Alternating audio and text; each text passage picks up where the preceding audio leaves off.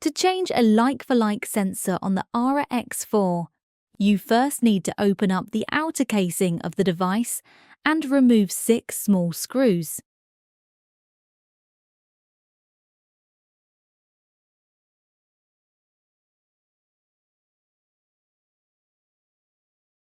Next, remove the transparent clip that holds the sensor PCB in place.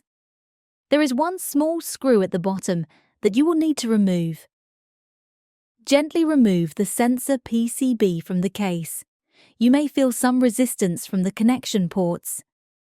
Carefully wiggle the sensor or sensors you'd like to change to remove them from the PCB. Take your new sensors and push them gently back into place. Make sure to line up the pins on the bottom of the sensor with the connectors on the PCB board.